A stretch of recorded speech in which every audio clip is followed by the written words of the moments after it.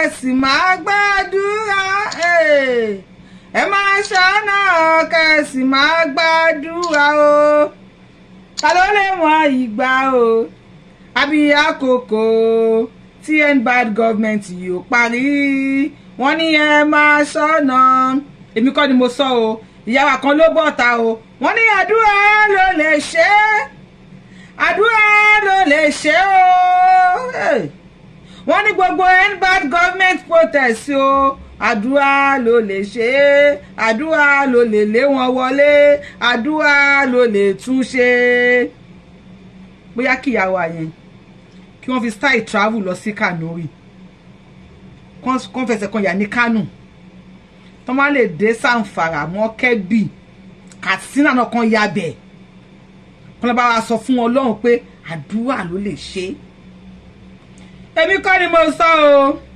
ìyàwó kan ló bọ́ta àbíyamọ tòótọ́ wọ́n ní prayer can end bad governance in Nigeria wọ́n lẹ́yìn àdúrà wọ́n ládùúrà ní o mo mú wọn bọ̀ fún ibet ẹ ká kọ́kọ́ wo fídíò yìí má dira o ikú pa ẹ́ kí ni mo sọ fún ẹ má wulẹ̀ dira o ikú pa ẹ́ mo mú kan náà wá fún yín ọ̀gá àwọn nọ́tánà ó ti pè ó ní kó yẹ kó ní kálukú lọ ń lo ẹ̀ ó ní ẹ jẹ́ kí everybody lọ ń lo ẹ̀ ó ní there is nothing again ẹ̀ tá à ń sọ yìí kì í ṣe èèyàn yẹpẹrẹ o ara àwọn northern leaders ni ara àwọn northern elders ni ọ̀mọ̀wé ni professor ni ó ní everybody should go their separate ways ẹ̀yin bàbá wa kílẹ̀ yìí ń ṣe ẹ fọwọ́ lẹ́ràn ẹ̀ ń wòran ọba Tinubu agídí ọ̀ràn tó wà nílẹ̀ yìí o àwọn nọ́ọ̀tì wọ́n ti forí gbálẹ̀ o àti máa play àwọn fídíò sí wọn míì lára àwọn demonstrations wọ́n tún ṣe ní àná August 7 àtúnkà àwọn fídíò sí wọn míì wá o tó máa kílẹ̀ sí yín gedegbe wípé àwọn pípọ̀ yìí wọ́n ti pín Nàìjíríà àwọn olórí wọn náà ń bọ̀ tàì wọ́n everybody should go their separate ways ẹ̀yẹ àgbàgbà tí wọ́n dẹ̀ fọwọ́ lẹ́rọ èdè ẹ̀ ń wò wá ẹ má ṣe báyìí kó dáa ó yẹ ká lọ sílẹ̀ Ìgbò ẹ jẹ́ lọ́lẹ̀ Ìgbò tàbá wá kó mẹ́ka lọ́lẹ̀ Haúsá tàbá kó mẹ́ka máa bọ̀ lọ́dọ̀ wa bìbí ẹ ká lọ sílẹ̀ Ìgbò ẹ má rẹ ẹrìn yòókù dáadáa o ẹ jẹ́ kó dáadáa o.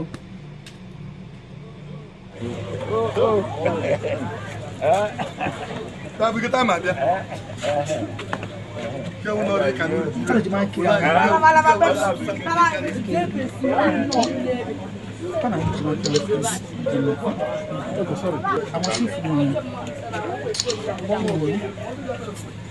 Fídíò yẹn ni máa wò mí fídíò yẹn lọ́kàn ní. Ẹ bí attention. An ba ka kada lawa lawa. Yeah! Onsa. Bueno, sa. The DIG. Also, Mate.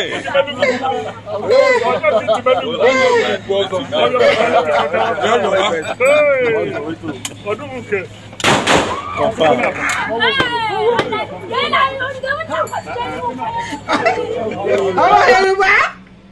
So clear. So clear. Má dira o, ikú pa ẹ́. So clear. Lábí agbádá. Lábí agbádá. Kí lẹ rí tẹ́ ń wò yẹn? Kí lẹ wí lábí agbádá yẹn gbọ́ mi kọ sí comment section. A sọ fún yín ọkàn yín ò ní balẹ̀. Ọkàn yín ò lè balẹ̀. Agbádá tó yẹ kẹ́ ẹ wọ̀ kẹ́ máa jù sọ́tún kẹ́ máa jù sósì kẹ́ máa yan fanda. Àbí agbádá tó wá ti èké bọ̀. Màá dira o, ikú pa ẹ́. Ó sì àwọn tó ń jà fún. Ìwọ tọ́gì tí wọ́n ń lò. Àwọn pípù yìí wọ́n mọ wetin dey, wọ́n mọ what's up. Àti ìyàwó àtàwọn ọmọ wọn ti kó wọn kó Nàìjíríà. Tó máa kọ́ mi lọ sí Canada. Tó máa kọ́ ọmọ tiẹ̀ lọ sí Australia, ṣe lọ sí Australia náà olórí burúkú ni wọ́n. UK, France, America, wọ́n ti pín àwọn wọn káàkiri. Wọ́n ti kọ́ àwọn ìyàwó wọn kúrò ńlẹ̀. Wọ́n ò sí lórí síìtì mọ́. àwọn gómìnà sì ti sá lọ sínétọ̀ sì fẹ́rẹ́ ge gbogbo wọn ti jápa lórí ibú wọn ṣe gbọ́kàn wọn ò balẹ̀ now despite gba àwọn ọlọ́pàá tó wà ń bẹ àwọn ọlọ́pàá yẹn gan mo ṣe rí despite àwọn ọlọ́pàá tó wà ń bẹ yẹn ṣe àmàánù tùhálẹ̀ bàbá o àwọn tó gbé èkè sí abẹ́ agbádá báwo náà ṣe máa jẹ̀rẹ̀ sí ní pátí no báwo náà ṣe jẹ̀rẹ̀ sí ní pátí láti wọ́n gbé èkè sábẹ́ agbádá condition tí Nàìjíríà dé dúró nìyẹn so mọ́mì ẹ bá wa sọ fáwọn èèyàn mọ́mì lẹ́ ń wò yẹn ojú wọn lẹ́ ń wò yẹn àwọn ìyá ẹ̀sùn ni wọ́n lẹ̀ nídìí èkè wọ́n lẹ̀ nídìí anything wọ́n ní àdúrà kẹmúra sí àdúrà àti àwẹ̀ Holy Ghost fire bẹ̀rẹ̀ sí ní fire and bad government wọ́n ní kò nídìí protest àdúrà ló lè ṣe ẹ bá mi bèrè lọ́wọ́ mọ́mí kí lórúkọ wọn mọ́mí ẹ̀sùn àbí kí ni àwọn tó máa ń dé kíní yẹn mọ́mí mọ́dá ẹ bá mi bèrè lọ́wọ́ wọn ọlọ́run wo ni China ń pè èmi ò ní ẹ̀rọ ṣàdúrà mi ní kò sọ ọlọ́run o ṣùgbọ́n we need to know ọlọ́run tó fix China a ní láti mọ táwọn àwọn Amẹ́ríkà gbàdúrà sí ẹni tí wọ́n pray sí ní UK ọlọ́run táwọn Indian pray fún tí wọ́n lọ ṣiṣẹ́ tó yẹ kó ṣiṣẹ́ tó yẹ kó ṣe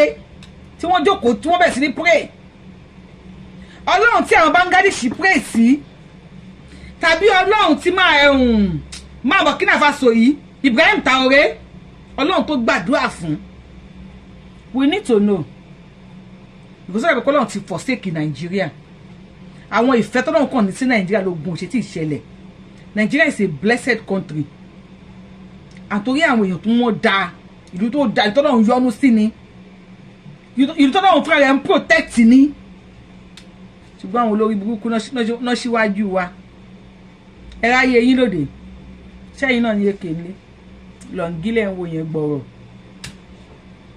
ṣẹ́yìn náà nílé ṣẹ́mi ni ṣé gbọ́ Nàìjíríà sí ni wáì tí wọ́n legalize ẹ̀ tápá ìjọba bá ká Boko Haram kọ́ dẹ̀ legalize lọ́ngí fún oníkálukú ẹ tó máa ń kékeré dání tó wá di fi enter me I enter okay let me quickly show you this ó máa surprise yín tó wá show bàbá wa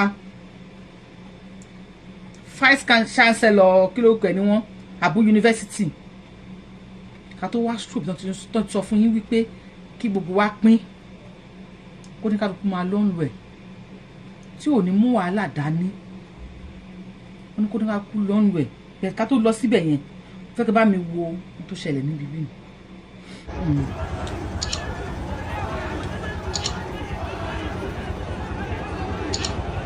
ẹ ti láwọn ọmọ jẹ̀nsì àwọn nọ́mbà Nàìjíríà jẹ̀nsì ẹ wo fídíò yẹn ẹ máa wo dáadáa ṣe rí àwọn ọlọ́pàá wọn ayé ń ká àwọn ọlọ́pàá ń fún àwọn ilé wọn ti forí gbálẹ̀ báwa yìí ṣẹ́rí tán ṣẹ́rí àwọn ọlọ́pàá.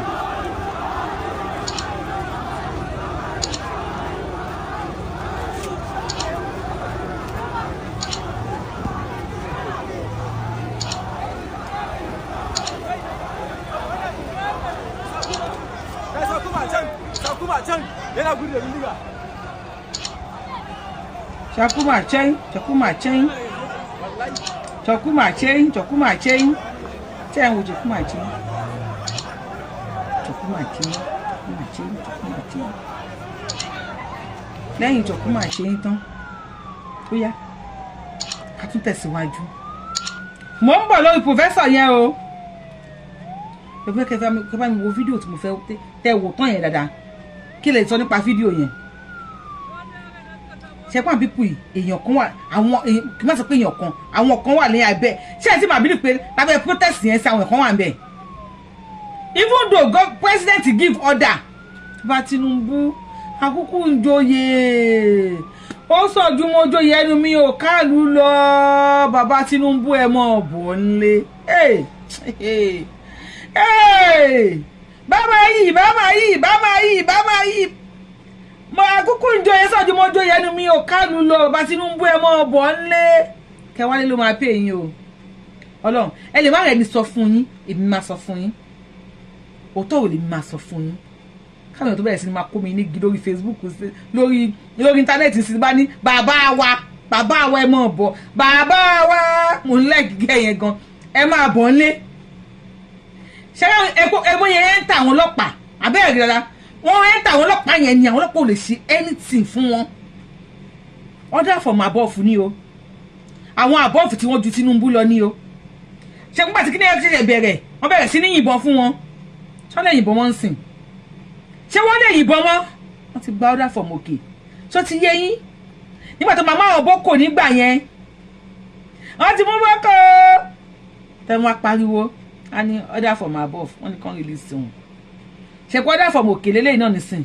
ṣé kí wọ́n lè yìnbọn wọn àwọn ọlọ́pàá tó mú gidá ní gan ṣé pé wọ́n kí ẹ̀ wọ́n if you enter me go into you if you zolobu me go zolobu you if you enter me go into you if you zolobu wọ́n enter ọlọ́pàá ni o wọ́n enter ọlọ́pàá ni ọlọ́pàá lè ṣe dá tó máa wá ṣọ́ọ̀kì ni. wọ́n náà ẹ̀kú fẹ́ sọ àyẹ̀wò.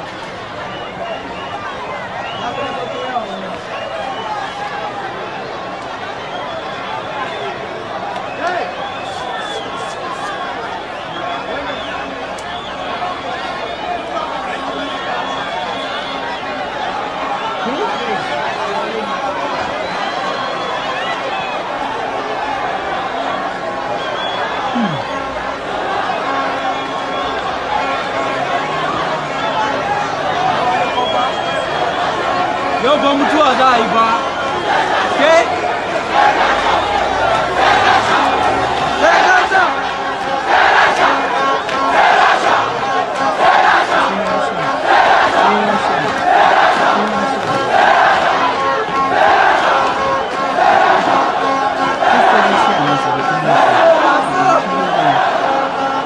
Kí ni tí wọ́n sọ? Ṣé Russia ni wọ́n sọ ni àbí ṣé kí ni wọ́n sọ? Àwọn èèyàn wá pariwo pé kólógun wá gbàjọba ní north. To my surprise mo wá rí àwọn mọ́tò ológun tí wọ́n tẹ̀léra wọn. Kí ni yẹn ṣọ́ọ̀kì mi o mi mọ̀ bí ó ṣọ́ọ̀kì ẹ̀yin náà ṣáwọn ológun ti rẹ́dí àti gbàjọba ni.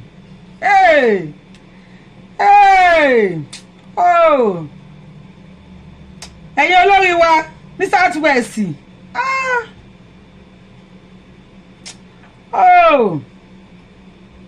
Tinubu must go. We want Nigeria army to take over.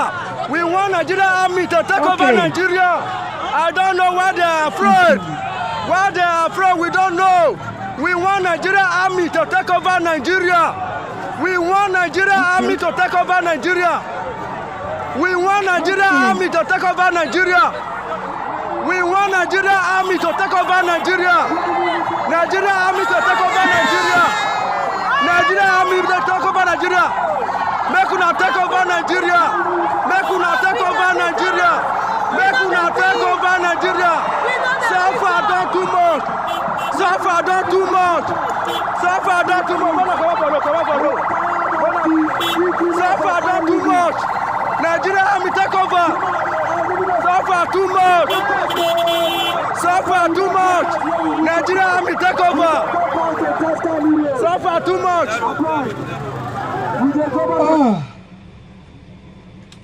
So far too much. Nigeria army take over. Àwọn ni wọ́n sọ lẹ́nu wọn Ọlọ́run kì í ṣẹnu mi. Láàrin mi àti ṣe fọwọ́ sí ká mi take over. Mo ń bi yín ni láàrin mi àti ṣé ẹ fọwọ́ sí kí á mi gba ìjọba lọ́wọ́ Tinubu because orí tàbí tá a dé ìsìn ó ti sú mi. I am confused. Ọmọ Yorùbá kí ló kàn? Kí ni tó kàn? Ẹ wo èrò tí wọ́n pariwo army should take over, army should take over. Ṣé support ká mi take over? You are free to your opinion in the comment section o. Ṣé ẹ gbà kí army gba ìjọba lọ́wọ́ Tinubu? Ẹ rántí pé ex-military ó ní Buhari àsìkò ẹ̀ làwọn agbésùnmọ̀mí pọ̀ oyan fanda oyan fọránjà ìtọ́ni ẹ ọ̀lẹ́ Boko Haram onírúurú Boko Haram inú burúkú oògùn òṣì ó bínú kú gbogbo nǹkan ẹ̀ máa kọ́ra àwọn àgbàlagbà tó máa ń kọ́ra yẹn ni ó máa kọ́ra ní ó bínú jù 0/10 ló bá dé o tábàtì wá lọ sórí mi my question is àwọn wo ni wọ́n bímọ 15 tí wọ́n ń kó 13 sí ìdíṣẹ́ sójà ní Nàìjíríà. I am not pleading on behalf of Baba Tinubu o because orí tàbí tàwa yìí kò yé mi mọ́. Àwọn òwò ló lé pé Mia ní àdúgbò ló máa sign appointment letter wọn tó máa fi wọ police school army school army defense àwọn wo ni Tinubu rọ̀ lóyè nínú iṣẹ́ ológun kó tó ká ọmọ Yorùbá síbẹ̀ ìlú àwọn wo wọ́n ti wá sọ́ra wọn di Gen Z báyìí fídíò tí mo kọ́kọ́ play fún yín yẹn tẹ́ bá wò tí mo play ṣìkejì tẹ́ bá wò dáadáa ẹ rí pé àwọn ẹlẹ́hàá ni wọ́n kó síwájú tí wọ́n ṣe protest tá bá pè wọ́n ní ẹran wọ́n ní Yorùbá lè wé táwọn ń jẹ àwọn ẹlẹ́hàá àtàwọn ọmọ kéékèèké ni wọ́n kó síwájú tí wọ́n ṣe protest ta ló kọ́ wọn nírú ọgbọ́n yẹn ta ló kọ́ wọn nírú ọgbọ́n yẹn wípé ẹlẹ́hàá ló kù tí wọ́n máa lò láti protest ẹ̀ tó bá wo fídíò kan tí mo show ní ìjẹta bí a ti bá lè show ẹ̀ nínú kìíní tó má lè bá mi gbé sí àgọ́ bá mi gbé sí tí wọ́n dá kìíní bojú wọ́n gbé Russia flag dání àwọn ọmọ kéékèèké múra ẹ̀ ha wọ́n wá gbé kìíní flag yẹn flag kìíní flag dúdú ṣé kìí ṣe irú flag táwọn Taliban rí nígbà tó gba Afghanistan àbí àwọn Afghanistan lè gba Taliban ọkà àwọn Taliban náà gba Afghanistan ṣé kìí ṣe pé irú flag tí wọ́n lọ gbà yẹn ní ẹ mọ nǹkan tójú wọn rí ní Afghanistan nísìn tọ́lọ́bìnrin àtọkùnrin ò lè jọ rìn papọ̀ wọn ò lè jọ jókòó papọ̀ ìjọ òun wọn gba fóònù lọ́wọ́ gbogbo wọn tó mú fóònù wọn tí wọ́n fi òkúta ń fọ báyìí tí fídíò yẹn surface online bóyá arọ́ ni bóyá òótọ́ ni àmọ́ àkókò gbédè wọn. Do we have to wait and expect that kind of thing? Kí ni flag dúdú yìí wà fún? What is it for? Why are they using this flag? Russia flag ni gbogbo wa ń pariwo o wọ́n ti fi yẹn divert wa o èmi ti rí gẹ́gẹ́ bí diversion báyìí o Russia flag ni wọ́n gbé dúdú flag tí wọ́n tún wá gbé yìí síkejì yìí ń kọ́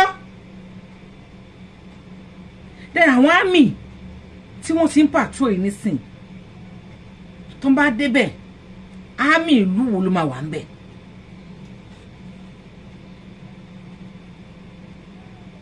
It's a question.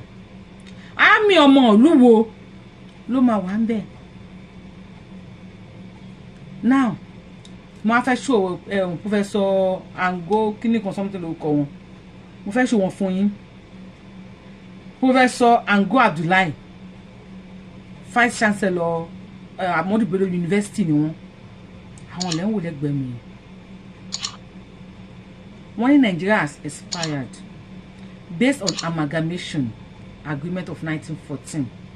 Nigeria should consider separate ways. Nigeria should consider going separate ways. Professor Ango Abdullahi of Northern Elder Council. Chetiri. Professor Ango Abdullahi of Northern Elder Council. Wọ́n ní amalgamation tá à ń pariwo fún yín wọ́n ló ti expire láti 1914 tí wọ́n ti gbé amalgamation tó ti amalgamate wa tí wọ́n ti join wa papọ̀ tí wọ́n ti bu gbẹ̀gìrì sórí ìrẹsì fún wa láti 1914 yẹn wọ́n ti sọ fún wa pé tó bá fi lò 100 years papọ̀ tàbá mọ̀ pé ìbágbé yìí ò wọ̀ wọ́n ní bí ìbágbé yìí ò wọ̀ ooo abẹ́ni bíbá gbé yín òwò má lọ síbòmíràn níbi tí wọ́n ń fẹ́ mi fẹ́ bùkátà mi níbi tí wọ́n ń fẹ́ mi fẹ́ bùkátà mi níbi tí wọ́n ń fẹ́ mi fẹ́ bùkátà mi. Wọ́n ti gbàgbé wa ò bá wọ̀ after 100 years 1914 plus 100 kí ló jẹ́ 2014. Northern leaders then sorry. Now wọ́n breaking news. Nigeria should go their separate ways if country isn't working. Professor Ango Abdullahi says we must decide if we still want to be together. You still want to be together with these people? Mo ń bèrè lọ́wọ́ yín ni Professor Abdullahi Ango let me just call him Abdullahi because I don't call our gun pé Ango ni àbí Ango. Let me call him Professor Abdullahi. I want a vice chancellor Ahmadu Bello University ABU. Now Professor Abdullahi Ango says we must decide if we want to live, if we want to be together. He insists it's time to revisit 1914 amalgamation, blame sad states of nation on citizens who elect bad leaders. Wọ́n ní bí ìlú ṣe dàrú nísìn, ẹ̀yin citizen tí ẹ elect bad leader ni. And can we point ṣàlè náwó sí any good leader lẹ́yìn táwọn bàbá wó lọ́wọ́ àti ọbàjá kọ̀ǹdé tí wọ́n ti kú lórí oyè? Tàbí tí máa náwó sí ìdí àgbọn gbìyànjú òun náà try ṣùgbọ́n Nàìjíríà olóòótọ́ kì í lẹ́ni o. You want to do tó ti yé yín. An accomplished academic administrator, Professor Ango Abdullahi is a former vice chancellor of the Ahmadu Bello University, Abu in Zaria, as well as the convener of the Northern Elders Forum, NEF, Northern Elders Forum.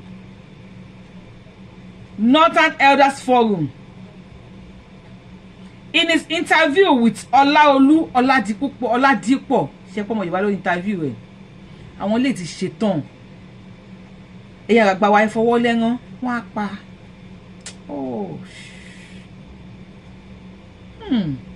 Ìgbà yẹn lè máa pẹ́ wọn tán fà tó yí tí ò jà òun náà ń pè ní nọ́mọ̀.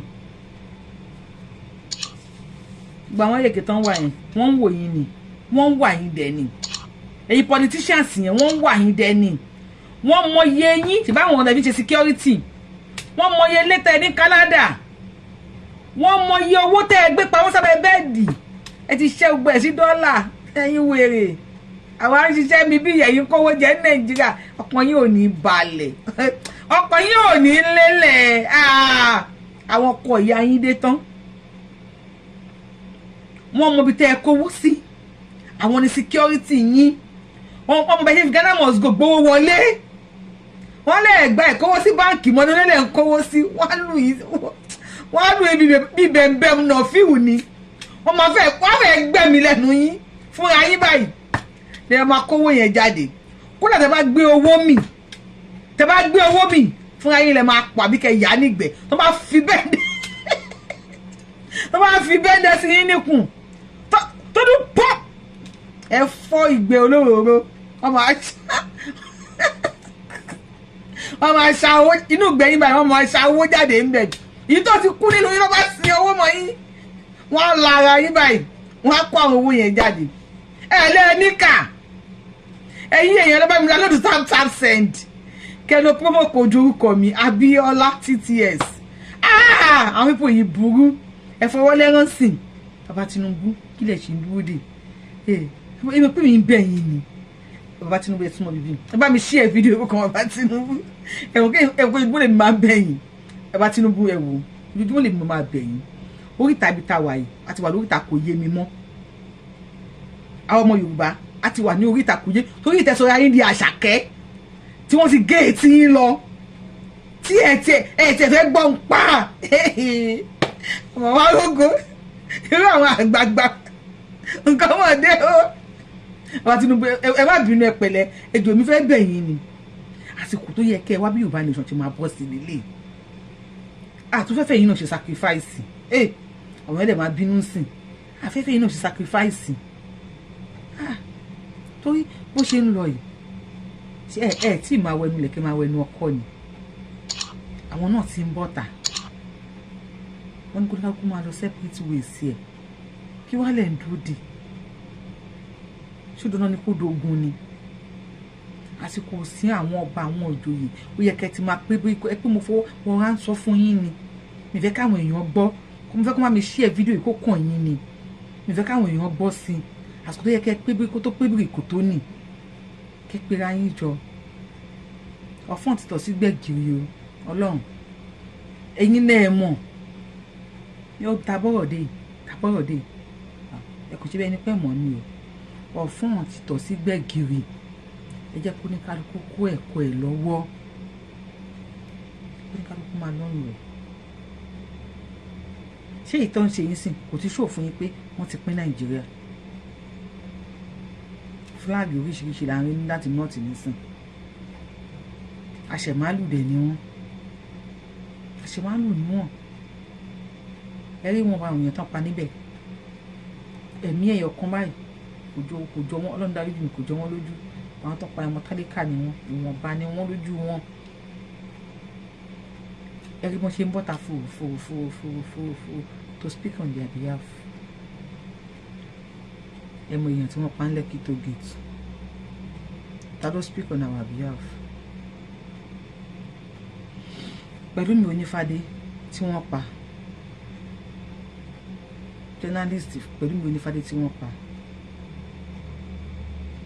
ti ní kí Governor Sanwó-Olú kó prosecute kó ṣe investigation about Pẹ̀lúmi Onífádé even though ìyá ọmọ yẹn bọ́ta ìyá ọmọ kó ọ̀rọ̀ ọmọ ìyá Pẹ̀lúmi Onífádé bọ́ta ó lọ́mọ yẹn ò sùn onígbàdà kó ń jókòó sínú ilé báyìí a máa pa pé màmá mi ẹ máa sùn màmá mi ẹ dìde kó bá ń wọ ẹni tó pa àwọn a lè sọ pé òótọ́ ni a lè sọ pé imagination àbíyamọ ni ìyá ẹ bẹ̀bẹ̀ pé kán ni mo bí wọ́n ti gbókù ẹ̀ kalẹ̀ pé kán gbókù ẹ̀ fún un àbíyamọ gbogbo àbíyamọ pátá tẹ̀ ń wò mí àní mọ sàárè ọmọ o àní fojú sunkún ọmọ o àní fara gbàwẹ́ o àwọn pípò yìí burú o ìyá Pẹ̀lúmi wá ń bẹ̀bẹ̀ ní báwọn gbókù ọmọ o láwọn ní kán wọ́n ẹni tó pa justice to Mohbad o justice for Pẹ̀lúmi Onífádé o even Bámidélé tán pa nínú BRT alọ́lárí àràpọ̀ àgbọ̀n kankan we don't trust you about your justice abẹ́yìn tẹ́ wo mi ṣe trust me nọ́ọ̀tì ló ń sọ̀rọ̀ ẹ̀ olórí nọ́ọ̀tì ló ń sọ̀rọ̀ ẹ̀ ẹ̀yin olórí tí wàá bó lẹ́wà ẹ lọ pátí èmi ò ní bú yín o akálòlò kí n bẹ ebu tó mi ò lè rojọ́. Now he spoke on the state of the nation and the need to look at amalgamation decree of 1914 imposed by the British to unify the country according to him. Yes, 1914 amalgamation was imposed by the British to unify the country. And where is the unity? Since 1914 yẹn gan tá a bá bá ìtàn àbá àrọ́bá. Since 1914, where is the unity? Àgbákò lọ́tún àgbákò ló sì ní ìjà burúkú. Frederick Lugard. Mi ìṣọ̀pọ̀ okure wa sí girlfriend ẹ̀ Flora. Tẹ́ bá wá kúre ṣóṣọ̀pẹ̀ máa sùn re ṣá. Ṣé èpè àwọn ọmọ Yorùbá máa jẹ́ kẹ́ ẹ forí lóṣù ká? Ṣé máa ní àlàáfíà pẹ̀lú èpè táwọn èèyàn ń gbé iṣẹ́ lójoojúmọ́ tó lẹ́yìn lẹ kó wa pọ̀? À kì í ṣe kankan náà. Yorùbá ti mọ Ọlọ́run kẹ́ tó dé. Yorùbá ti ń wọ aṣọ. Ṣé bá wa 1914 ṣe bá bàbá wa ní òhò ni? A rí fọ́tò bàbá wo lọ́wọ́ tó wà ní kékeré náà. A think Baba Awolowo was born in 1909 or 1909, I think 1909 or so. I refer to Baba Awolowo tó wà ní kékeré náà wọ́n wọṣọ sọ́run now. Ẹ wá amalgamate wa 1914. 1914 Baba Awolowo wọ bàtà sẹ́sẹ̀. As far back as how many years láti ní professor ní Nigeria ní Yorùbá. Ìgbà wo ni wọ́n kọ́ Western House tó wà ní UK. Young age la baba wa ti ń ṣe dáadáa. Ó dẹ̀ wò wá sùsùsù lè lọ sọ wá Niger area. Nigeria tó sọ wá yẹn. Omi tó wà ní Niger tó sọ pé Niger area. Omi kan wà níbẹ̀. Ṣé ìwọ ló gbómi yẹn síbẹ̀? River Niger was there. Kí wọ́n tó bí ẹ. Ní River Niger ti wà ń bẹ̀. Wọ́n ní omi tó pé omi kan wà tí wọ́n ń pè ní River Niger. And because the area, you see, you call it area, Niger area. So for the Nigeria lane, you met River Niger there. Everything. Lebalawa and Baba Ketode. Now tell us, why did you amalgamate us? Walai. Hey, malaika the man you eba mi ji Lord Lugard. Hey, malaika the man ji oku. Eba mi ji Lord Lugard. Ẹni kò gbẹnu sí mic. Bo ọmọ Nigeria, bo ọmọ Yorùbá fẹ́ bá sọ̀rọ̀. Hey, malaika the man ji oku eji wọn àti Flora ìyàwó àbí èpè fẹ́ pa wọ́n ni. Eba mi ji wọn. Ẹ̀yin èèyàn mi, wọ́n ti dìde. Ó yẹ olórí bu yín gbẹnu sí mic. Eba question tó bá fẹ́ bi wọ́n. Eba bi wọ́n comment section. Because of the mabie Flora àti Lord Lugard ni pé ta ló ṣépè fún yín. Tẹ́ fi wo tuntun. Tẹ́ fi amalgamate wa, tẹ́ fi join wa papọ̀. Ta ló rán yín sí wa? Ṣé yálà ìyá wa ó jẹ pọ̀nrín mo ko pọ̀n abalaba bá yín lówó. Ẹ ṣe wá wò pé kẹ́ fi wá ṣoko ẹrú ló máa pay yín. Ṣé àwọn babalaba bá wa ṣé wọ́n yan àwọn ìyá ńlá ìyá yín lálẹ́? Wọ́n dùn wọn sanwó. Oh, Lugard. Oh. Tó bá yẹ pé ọjọ́ ìdájọ́ gbogbo máa rí wa face to face báyìí. Ní ọjọ́ ìdájọ́ lọ dúró pé àwa ọmọ Yorùbá máa rí ẹ face to face báyìí. On Judgment Day. Lord Lugard wá gbádùn wa. Ogun alájẹ ń gbọ́. Tẹ́bá tó bá dé ìdájọ́ tẹ̀lé yẹn ọmọ Yorùbá tẹ́lẹ̀ tá wà nísìn tó bá dé ìdájọ́ jẹ́ náírà tí ò sí yẹn kankan mọ́ tó bá yẹ pé ọjọ́ ìdájọ́ wà o lè máa ṣe fún Lord Lugard. Lord Lugard wà ti Flora ẹni bọ́ọ̀lù ọ̀hún lé ẹ̀yin wèrè burúkú tẹ́ ẹ máa ga ní tiwa papọ̀ yìí. Ṣé Nàìjíríà wà ṣé where is the unity? 1960 lẹ́dẹ̀ fún wa ní independent 1965 ní wọ́n kọ́ bẹ̀rẹ̀ sí ní wọ́n kọ́kọ́ ṣe protest ní Nàìjíríà. Nigeria gba independent 1960. And bá ti follow me tẹ́lẹ̀ ẹ máa rí kíní ẹ̀ tí mo post. 1965 ni wọ́n ti bẹ̀rẹ̀ protest. Àwọn ìyá wa ti gbé placard pẹ̀lú ayé ṣẹ̀ṣì dáńgbà yẹn wọ́n sì wọ́n láti bùbá náà gbèrè wọn sábẹ́ ọmú. Wọ́n protest wọ́n tún ya gèlè. We are beautiful people. I'm fine. I'm nǹkan. Ẹ̀yin wo èyí onímọ̀ ṣonṣolo yìí àbàbàlàbà tó bẹ́ẹ̀ pé àwọn olórí burúkú tó jẹ́ àwọn olórí wa náà ṣé ká tó máa ṣọmọ ọ̀dọ̀ lábẹ́ wọn mi bí àmẹ́ni èpè ní ẹ wo ìrẹ́ kínú bí mi torí má kínú bí mi èpè máa fún yín ẹ̀ ní láìkẹ́ ara àwọn olórí àwọn ilẹ̀ Haúsá ló ń sọ̀rọ̀ yẹn wọ́n ní kẹ́ pín kò ní ká kú lọ́nlẹ̀ ẹ̀jẹ̀ àwọn lọ́nlẹ̀ wa. Okay, he spoke on the state of the nation and the need to look at amalgamation decree of 1914 imposed by the British to unify the country. According to him, Nigerians need to decide whether or not to continue to live together. We need to decide. Bí a fẹ́ máa gbé papọ̀, ẹ̀yin tèmi ṣe fẹ́ máa gbé papọ̀ pẹ̀lú wọn. Babu, ọ̀dọ̀ mi, no, I don't want them. Let them go. So we can have Yoruba nation. As a respected voice in the country, could you please give us your appraisal of the state of the nation under the current Bola Ahmed Tinubu government? Question Obi, Well, the state of the nation is very sad. Only condition wo ní Nigeria wà. Gẹ́gẹ́ bí olórin tó mọ̀jù tí ò mọ̀jọ́, the state of nation is very bad. That is the best way to describe it. Very bad, very sad. Pé kò tó bá olè ń kálẹ̀ gbẹ mi, pé kò tó bá yàn ń jẹ́ gidi gbé. Lọ́wọ́ ẹ̀ Nigeria wà lọ́wọ́ ẹ̀. Tí Nigeria ti padà ta, ó padà yẹ Nigeria. Will that be your appraisal of the government so far? Baba, ṣé tẹ́fẹ́ sọ ni? Ṣé tẹ́fẹ́ sọ nípa government yẹn so far ni? And it cutting. Kò jẹ́ kí wọ́n délẹ̀. We can spend the next few days or months talking about what is going wrong with regards to the numerous problems affecting the countries. Numerous problems don't affect Nigeria. Tí problem yẹn bá tilẹ̀ ju problem Nigeria lọ. Alai, onítọ̀hún gan òní rọrùn wọ́n.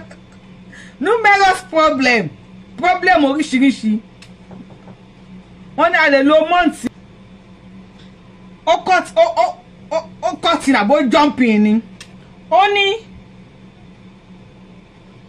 we can spend the next few days or months talking about regards of the numerous problems. Nigeria problem. Ó kọjá problem. Bí o bá ní problem tó Nigeria. Àbí kò ní wẹ̀ sá lọ. Oríṣiríṣi Nigeria ni. What cannot happen in Nigeria cannot happen anywhere in the world. Àgbákò. Kò ní kálukú máa lọ rẹ̀ jàre kẹ́kọ̀ọ́ ṣì dànù. Ẹ̀kọ́ ṣe orí Israel jẹ́ ìwèrè burúkú. Kò ní kálukú máa.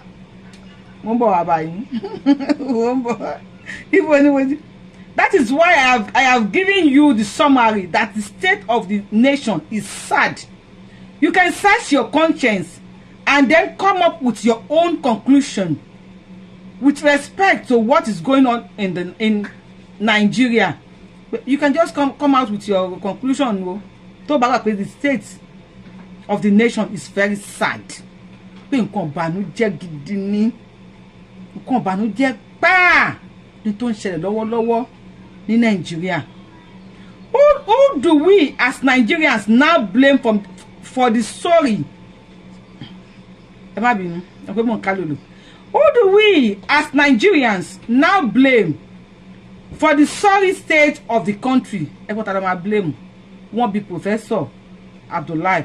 And he cut in again. Only I blame all Nigerians and their leaders for this. Who are the Nigerians? Who are the leaders? Tí wọ́n blame. Shame ni. When we were telling them pé ẹ má dìbò, wọ́n mú wa sọ́wọ́ ni. Kí wọ́n ṣe? Wọ́n mú wa sọ́wọ́. Okay. Where do you think we have gone wrong as a people, sir? Ibo làwọn ti ṣúrọ̀, sókè mi ò ní kára mi mọ́ yín. Ibo làwọn ti ṣúrọ̀, ibo làwọn ti gone wrong. Collectively, Nigerians are guilty for always electing wrong people. Collectively, Nigerians are guilty for always electing wrong people and officials to lead them. They are not insisting that their leaders do what is right. They are not doing enough to hold their leaders whom they elect into office accountable. Shawala electing. I don't know. Are they doing election in Nigeria? They are doing selection. Èmi ló kàn. And to bá kàn mọ́ rẹ̀. Wọ́n ti apart from Baba Tinubu nìkan, they all listed themselves. They have their names in the list. Wọ́n mẹ́ni tó kàn. Even their children are now ministers. So little time you see they want to put their children in governor, put them in presidents. Who are we to elect? They select, sir. Well, in the other way, you are right, sir. You are right, yo. If we are not holding our leaders accountable, you are right. How do we hold them accountable? When people go out to protest, kì í ṣe àwọn wèrè iná bọ́ títí tọ́bẹ̀ sí nílé àwọn èèyàn dànù. Tọ́ni wọn lè protest. Tí wọ́n tún wọ́n na press. Journalist wọ́n na. Màá mú fídíò yẹn wá fún yín. How do we hold them accountable? Taba go so kan ka ma gbé lọ sílẹ̀. To pe the first don't end bad government, everybody ti jáde. I believe about Tinubu. They won't any violent way. I believe about Tinubu will do something. Because everywhere about Obama, Akpabio to so kuso lẹ́nu yẹn kò ní lè so kuso. So kò tá body about Tinubu náà. And he will have come out and do and say something better than what he said. But go on kan ti fi ayé wọn. Àwọn fa ayé wọn fún Jésù, wọn fa ayé wọn fún oríṣiríṣi. Ṣùgbọ́n àwọn ti fa ayé wọn fún orí ibu. They are outside. Just as if there's different markets. Táwọn tí ń ra oúnjẹ. Àwọn olóṣèlú tactics wọn náà ni. Wọ́n ti fi ebi pa àwọn aráàlú débi pé you give them 1,000. Wọ́n lè bẹ orí èèyàn fún yàn. Nigeria yẹn give them 1,000. Wọ́n lè gé èèyàn lórí fún ẹ. Tí wọ́n dálẹ̀ láàárọ̀ o. Okay, so I don't know. Even Amechi said it. What show me? What page me? If you have not followed my page, Yorubawuyi, follow me. Orí ìrìnkiri ndo Yorubawuyi. Never be follow ìrìnkiri ndo Yorubawuyi. Five. Láti joy. I want fine short videos. Oh, I'm be little videos. Mo want to see be. To them make sense. Lè rí lórí Yorubawuyi because me dey wá para mi. Me dey ma operate Yorubawuyi. Kí tún ma operate ìrìnkiri ndo náà. So àwọn short videos tó wà informative mo ń jù síbẹ̀. Ele ma fi bẹ́ẹ̀ ojú mi ní bẹ́ẹ̀ àwọn informative kin shows mo máa ń sọ síbẹ̀. Small ajujare. So you why we need to subscribe button, get the notification bell yín. Eléyìí gún o. Tó gbé fún mi yìí pọ̀ fún wa rí sí. Ma ka díẹ̀ sí. Kẹ́ wo lórí Punch newspaper. Let's now be more specific in our conversation and go back to the current government. He cut in again. President Bola Ahmed Tinubu is my personal friend. He is only 1 year in office and Nigerians elected him to lead them. I don't know what else to say other than there's so much that is being complained about against his government by the same Nigerians who elected him. A little over a year ago, the Nigerian says there's acute hunger in the country. There's poverty in the country. And there's insecurity in the country. You are a journalist. Who would only recall these complaints of Nigerians to the government? I feel that you feel the pulse of the nation and you should know. But you can't pin me down with the issue relating to President Bola Tinubu. Like I said before, he had only been in the office for just a year. And the problem of hardship have not been going on for just a year, but for a very long time before he came in. By those who have been in charge of the country before him.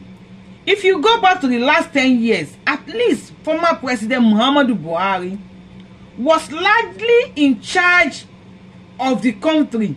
Ṣẹ́gbọ́, wọ́n ti gbé padà sí 10 years ago. President Muhammadu Buhari was largely in charge of the country. So only the pariwo ebi nísìn. Ebi ti wà kí Tinubu tó dé. When Buhari got there, he said he met Nigeria purse empty. He blamed previous president, Goodluck Jonathan. When Tinubu not got there now, when Buhari got there, he said he blamed previous government, ex-president Jonathan. When Tinubu gets there now, he's not blaming previous president again, previous government. People are not a big power. I don't know what they be there. But now I hear it gbèsè. I lie. No, so if about Tinubu now, Tinubu must go. If Tinubu live there now, another person will come and say you hear it gbèsè. How would they be no what you yawo? Understand Nigeria? bí tẹ́ bá ta èmi sí ni kẹ́ sọ fún mi ẹ fún mi balance iye tẹ́ ná owó tẹ́ tà mí kù tó ẹ tà mí sẹ́yìn òdì nísìn owó tẹ́ ná kù nínú owó mi ẹ fún mi balance mi bínú iye tẹ́ bá ná kù at least billion lẹ gbà billion tó bá kù ẹ kó tèmi fún mi ìgbà tí family mi ká má pàdé mọ́ èmi àti yín kó ní kálukú yí kẹlọ lọ́tọ̀ èmi àti ká má pàdé mọ́ ìfẹ́ bá yín ṣe mọ́ ni ẹkàn ṣàkóra yín síwájú ẹ fún mi ní balance iye tẹ́ tà mí kù ẹ má yẹ kó di èpè o. Now if you have the opportunity of meeting your friend President Tinubu, what are you going to tell him with regards to how to move the country forward? Wọ́n jẹ́ bàbá tó bá ní opportunity láti meet ọ̀rẹ́ wọn tọ́nà ọlọ́rẹ́ àwọn ní bàbá Tinubu wọ́n ní kí náà máa bí wọn máa ka reply wọn then I will stop from there ẹ lọ kà lórí Punch newspaper ó ti pọ̀jù ẹjọ́ yẹn ti pọ̀jù ní tèmi. What I will tell him is that there have been some complaints all over the country against his government by the people. He is the center of it, and he should make sure that those who are assisting him listening properly to these complaints about the government and they report back to him honestly and sincerely. Ṣé àwọn tó ní wọ́n rí àbá Tinubu? Okay o. They should not just be telling him what they feel he needs to hear. They should tell him what really needs to be done or address the complaint of the people as soon as possible. The problem is that the people who want to hang on to office, whether as ministers, advisors, as the likes, are not willing to talk honestly to him. They are not willing to talk honestly to him. That is what we saw of former President Muhammadu Buhari, who was trained and seen to be a good man, but we saw what happened tragically. We saw what happened tragically under his watch.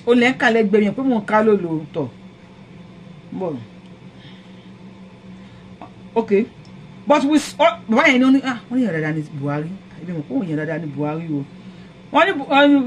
this is what happened. This is what we saw of former President Buhari, who was trained and seen to be a good man, but we saw what happened tragically under his watch, where people were abusing his offices and he did nothing about it. I will advise my friend that what should do is not only to listen to those close to him who are government officials, but should also devise other ways to make sure that what they tell him is correct. He must ensure that they are reporting honestly and correctly to him. Whenever they breach of the law, he should punish any official who would have been found wanting. He must not have any reservation in punishing anyone who offend the law. Look, I took the Punch newspaper. Again, showing you when you bony. Look, I took the Punch paper. About you sing. One look at Tinubu láwọn. Wọ́n tó máa wá ní opportunity láti bá bàbá Tinubu sọ̀rọ̀.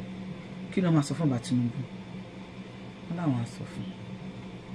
Gbogbo àwọn tó gbà sọ́fíìsì yẹn, you should make sure they report to him sincerely and honestly. My question is, where is our politician's sincerity? Ṣé wọ́n ṣe ní ṣá? If they are honest, ìlú ò ní dàrú tó báyìí.